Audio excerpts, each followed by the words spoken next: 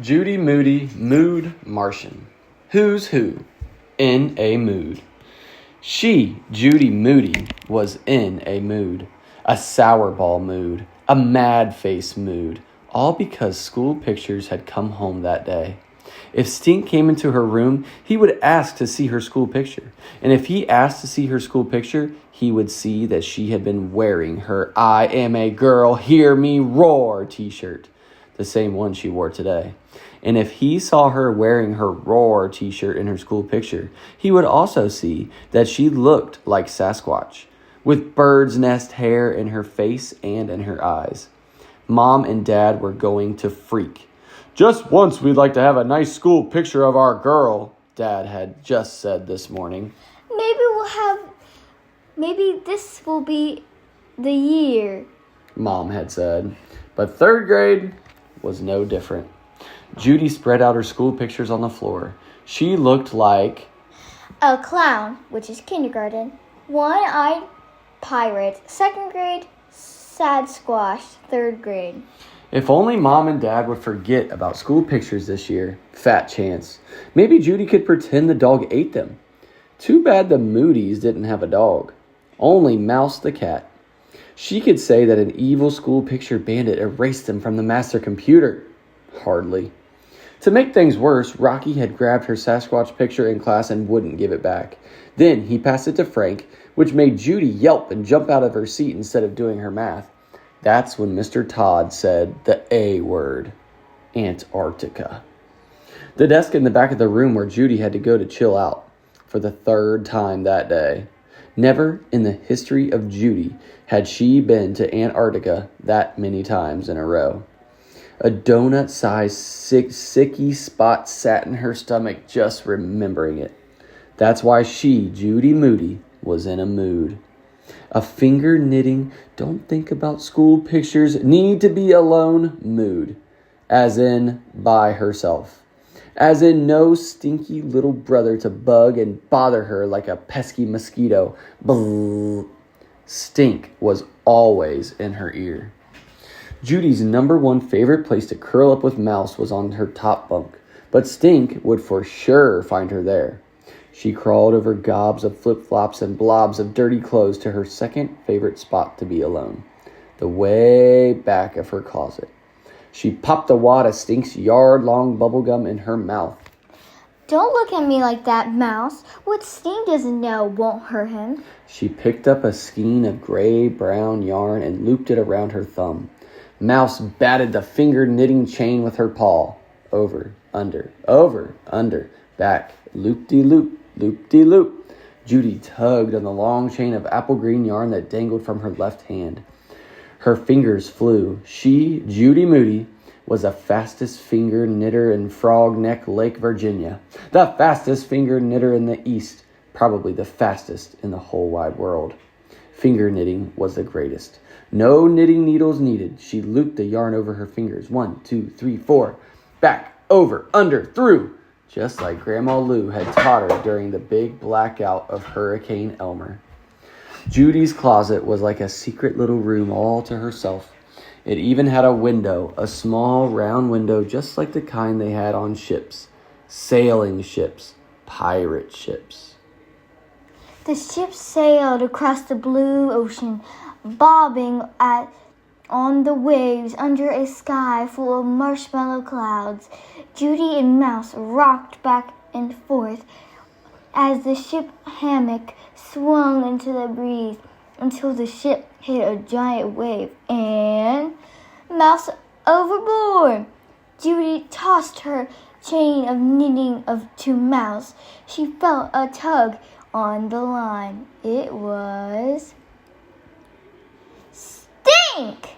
Judy snapped out of her daydream. Her gum went flying. You scared the bubble gum out of me. Hey, where'd you get that gum? Asked Stink. Nowhere. It's an ABC gum. She picked it up and popped it back in. How'd you find me anyway? I followed the chain of yarn. The long, colorful chain of finger knitting snaked across the bottom of her closet, climbed up and over piles of books and towers of toys, wound around Sock Mountain, and crept out the door. Well, bad idea, 'cause I'm in a mood. How was I supposed to know? Clue 1, 2, and 3.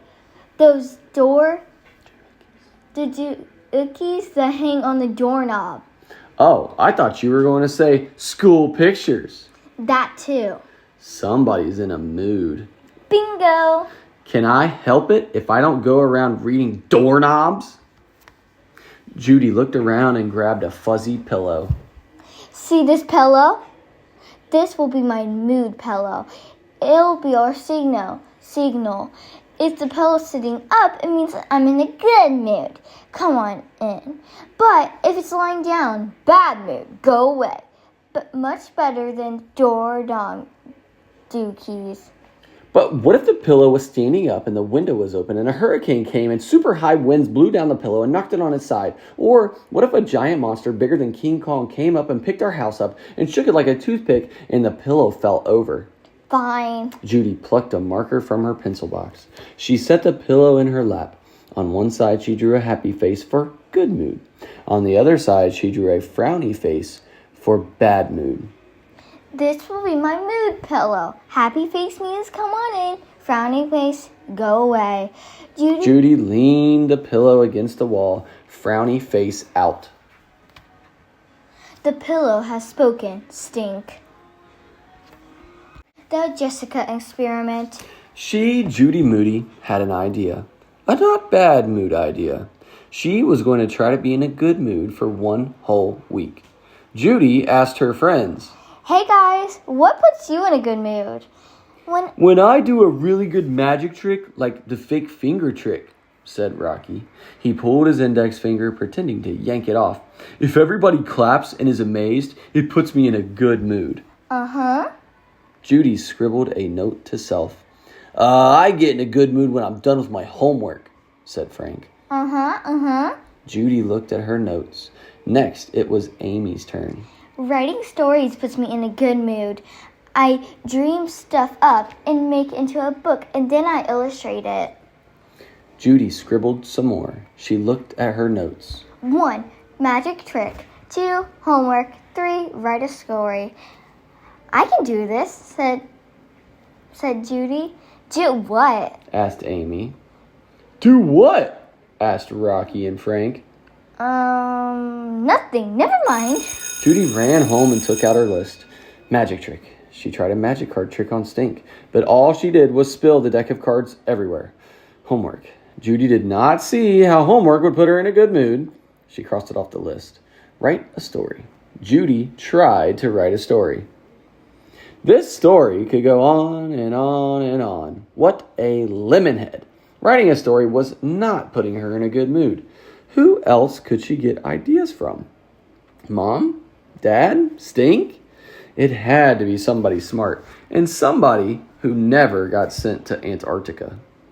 Wait just a ding-dong minute.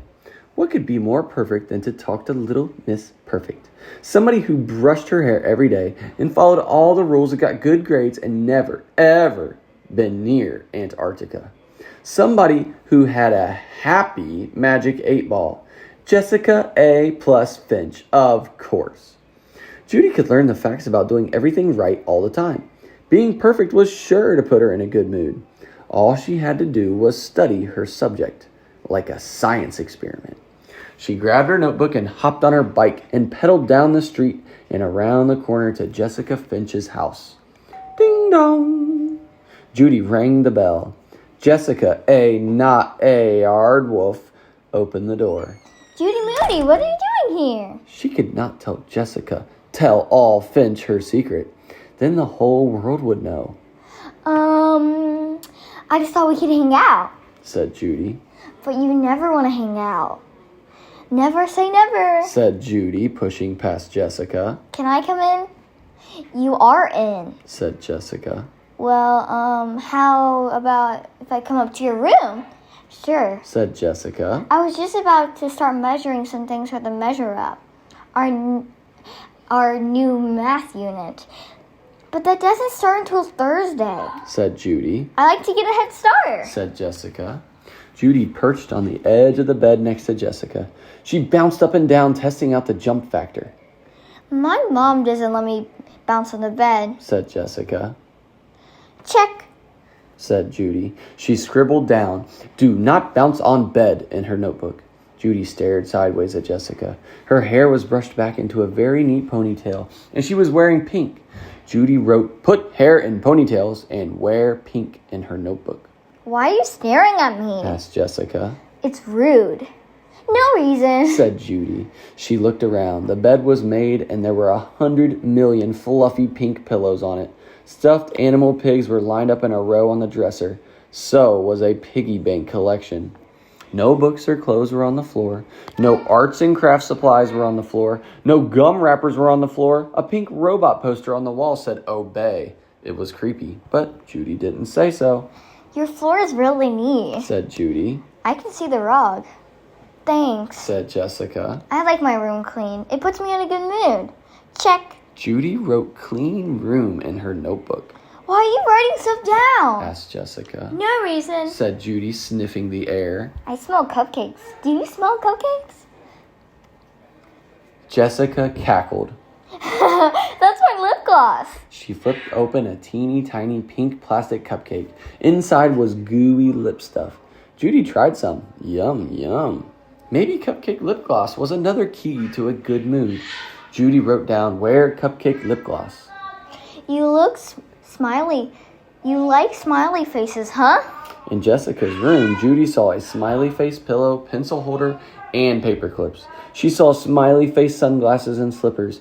Even a smiley face mobile hung over Jessica's desk. She picked up Jessica's smiley face magic 8-ball. Can I try? Jessica nodded. Judy had a burning question, but it was a secret. So she asked herself the question silently. Will I be able to stay in a good mood for one whole week? She shook the happy 8-ball. Nice outfit. She asked the question and shook it again. Your breath is so minty. She tried one more time. You smell great.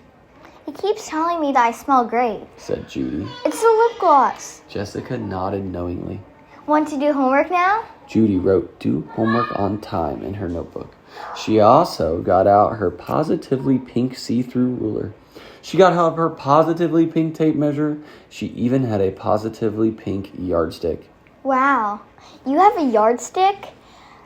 I have a yardstick of bubble gum. It's this long. She stretched out her arms. Well, it used to be. There's actually only 2 3/4 inches of gum left, but the box is a yard long ruler. For real.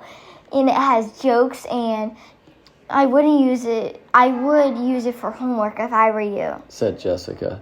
Judy looked around for something to measure. Do you have a cat? We can measure stuff like the cat's tail, said Judy. Jessica crinkled her forehead. I was going to measure the carpet. She started to stretch the tape measure across the rug. Boring. This being in a good mood was harder than it looked. Judy's fingers itched. If only she were back in her closet with her finger knitting. She stared at Jessica some more. Do you ever miss the bus to school? Judy asked. Jessica wrinkled her forehead again. Why would I do that? I mean, are you ever late to school? Say you slept in late or read your book under the covers when you should have been getting ready. Or you didn't do your spelling homework and decided to stay home sick. I always do my spelling homework. I never fake sick, and I always have a walkie-talkie. Walkie-clocky, said Jessica. She pulled an alarm clock with wheels from her nightstand. It beeps like a robot and jumps off my nightstand when I have to get up. I have to get it off the bed to chase it around. Can I try? asked Judy. Sure. Jessica set the clock to go off in 1 minute. They waited. They waited some more. Beep, beep. Walkie-clocky leaped to the floor. Out of bed, sleepyhead. It zoomed across the carpet. Up and at 'em, madam. It zoomed under the bed. Rise and shine, friend of mine. Judy chased it all around Jessica's room. Wow, said Judy. It walks, it talks, it rhymes, it chimes. She wrote down, "Get walkie-clocky so I'm never late," in her notebook.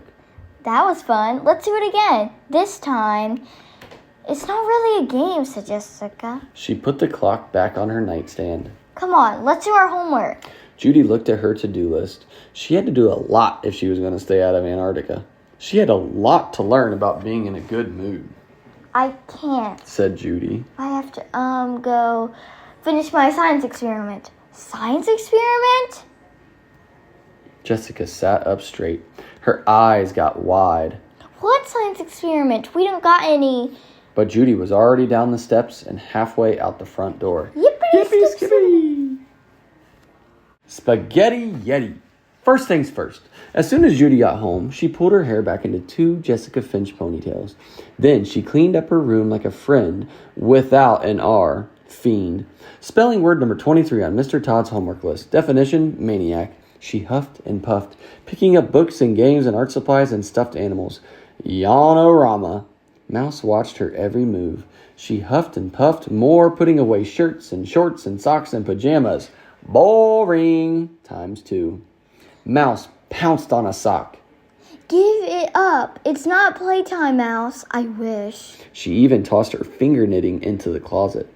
Jessica Finch was cuckoo for coconuts if she thought cleaning your room could put you in a good mood. Next, Judy did her this week homework. Read, read, read, spell, spell, spell, multiply, divide, done. Doing her homework on time did not put her in a good mood. Now what, Mouse? Judy asked. She checked her notebook. Eureka! She, Judy Moody, had an idea.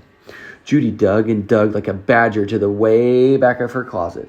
She pulled out her last year Christmas presents. Under the hand-knitted dancing mouse sweater from Grandma Lou was a present from Nana and Gramps in California.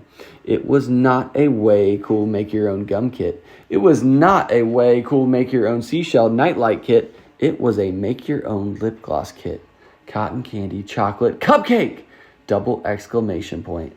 Last Christmas, Judy would not have been caught dead wearing smelly lip gloss, but that was before the Jessica experiment. She had to try it now, in the name of good moods. Judy did not want to mess up her clean room, so she messed up the bathroom instead. Warm water, sticky hands, smelly flavor, and voila! Cupcake lip gloss. Meow, meow, meow. Judy looked in the mirror and smacked her lips. Yum, yum. She licked her lips. Oops! Now she needed more lip stuff. Smack, smack, smack. Lip smacking good.